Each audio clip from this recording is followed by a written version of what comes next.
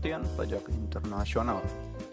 Pajak internasional merupakan kesepakatan perpajakan antar negara yang mempunyai persetujuan penghindaran pajak berganda atau biasa disebut P3B dan dilakukan sesuai dengan ketentuan dalam Konvensi Wina. Persetujuan ini mengakibatkan peraturan pajak yang berlaku di suatu negara tidak berlaku atas penduduk atau organisasi asing apabila sudah disepakati perjanjian bilateral khusus antar kedua negara yang memiliki kesepakatan tersebut.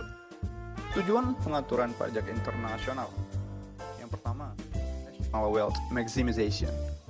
Fungsi utama pajak bagi suatu negara tentu saja untuk memaksimalkan pendapatan pundi-pundi bagi penerimaan negara.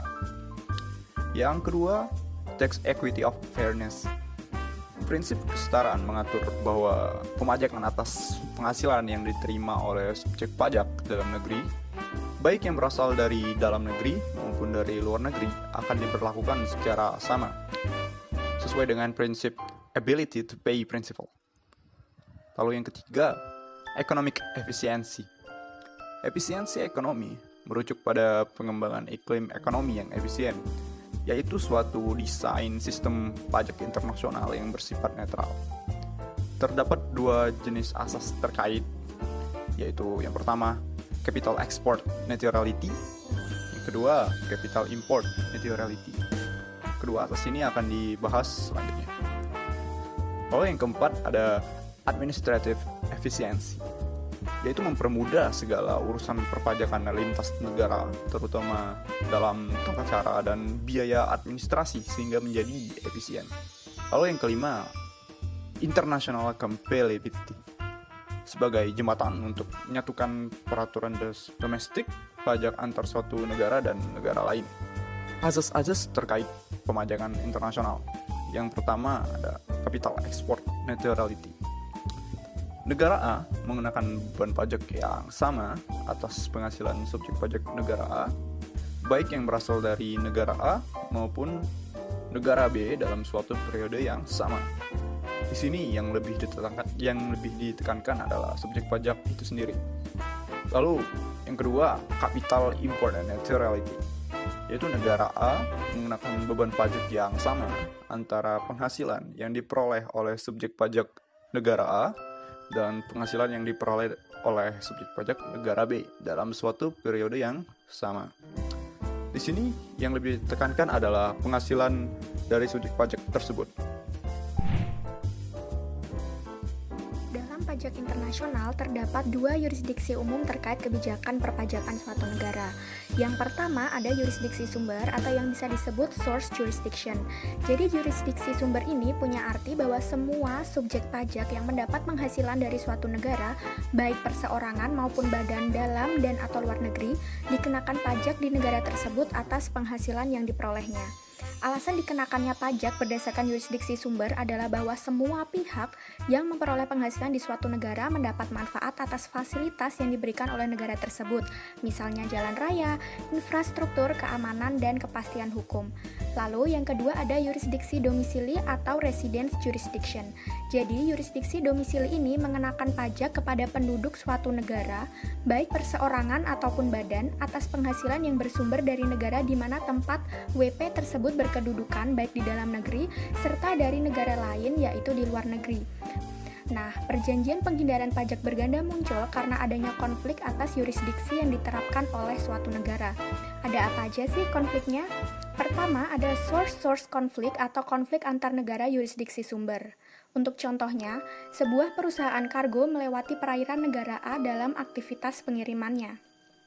Menurut negara A, kegiatan tersebut merupakan penghasilan yang bersumber dari negara A, sedangkan negara B juga berpendapat bahwa penghasilan tersebut berasal dari negaranya karena perusahaan kargo memulai operasi bisnisnya atau menaikkan barang di negara B. Selanjutnya ada residence konflik atau konflik antar negara yurisdiksi domisili. Contohnya, suatu perusahaan merupakan subjek pajak di Hungaria karena perusahaan didirikan di Hungaria. Tetapi perusahaan memiliki kantor manajemen di Polandia dan Polandia berpendapat bahwa perusahaan tersebut adalah subjek pajak negaranya. Oleh karena itu, perusahaan dikenakan pajak berganda di kedua negara atas aktivitas bisnisnya. Dan yang terakhir ada source residence conflict, yaitu konflik antara negara yurisdiksi sumber dengan yurisdiksi domisili. Contoh kasusnya, perusahaan A berdomisili di negara A yang menerapkan yurisdiksi domisili sebagai yurisdiksi perpajakannya. Sedangkan negara B berdasarkan peraturan pajak domestiknya menyatakan bahwa cabang perusahaan A yang berada di negaranya merupakan subjek pajak berdasarkan yurisdiksi sumber atas penghasilan yang diperoleh di kantor cabang. Sehingga keuntungan perusahaan A dikenai pajak di negara B sebagai penghasilan berdasarkan yurisdiksi sumber, serta di negara A sebagai konsep worldwide income. Untuk menghindari beban pajak yang berlebihan, masing-masing negara biasanya memiliki peraturan sendiri untuk menghindari pengenaan pajak berganda. Tetapi yang telah menjadi konvensi di banyak negara ada dua metode, yaitu 1. Metode pembebasan dan 2. Metode kredit. Metode pembebasan menghendaki suatu negara pemegang yurisdiksi pemajakan untuk rela melepaskan hak pemajakannya dan mengakui pemajakan eksklusif di negara sumber. Metode pembebasan meliputi 1. Pembebasan subjek, 2. Pembebasan objek, dan 3. Pembebasan pajak. Pembebasan subjek umumnya diberlakukan terhadap anggota korps diplomatik, konsuler, dan organisasi internasional. Mereka umumnya dikenakan pajak di negara pemegang hak istimewa, seperti para diplomat Indonesia, dimanapun mereka ditempatkan, dikenakan pajak di Indonesia. Pembebasan subjek ini di Indonesia diatur dalam pasal 3 Undang-Undang PPH. Pembebasan objek dikenal juga dengan full exemption atau exemption without progression.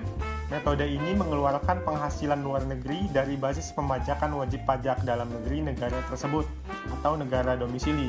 Artinya, penghasilan yang diperoleh dari luar negeri atau negara sumber itu dikecualikan sebagai objek pajak. Metode pembebasan pajak dikenal dengan exemption with progression. Dalam metode ini, penghasilan luar negeri dibebaskan dari pajak domestik, namun untuk keperluan pengenaan pajak atas penghasilan global dipertahankan. Pengaruh progresi akan terasa efektif jika di negara domisili memberlakukan tarif progresif. Selain itu, metode ini akan berpengaruh positif saat penghasilan luar negeri negatif atau rugi. Karena kerugian tersebut merupakan pengurangan basis penghitungan pajak atas penghasilan global. Namun, secara berkesinambungan, pengurangan tersebut harus diganti kembali atau recapture pada periode berikutnya apabila memperoleh laba. Metode penghindaran pajak berganda yang kedua adalah metode kredit pajak. Salah satu varian metode ini dipakai di Indonesia dan diatur di pasal 24 Undang-Undang PPH. Metode kredit pajak memperkenankan pajak yang dibayar di negara sumber untuk dikreditkan di negara domisili. Pada dasarnya, varian metode kredit pajak terdapat dua, yaitu kredit pajak penuh atau full credit dan kredit pajak dengan pembatasan atau ordinary credit. Menurut metode full credit, negara domisili akan mengakui semua pajak yang telah dibayar di negara sumber sebagai kredit pajak di negara domisili. Dengan demikian, tidak ada pengenaan pajak berganda karena seluruh beban pajak yang dibayar di negara sumber dapat dikurangkan seluruhnya.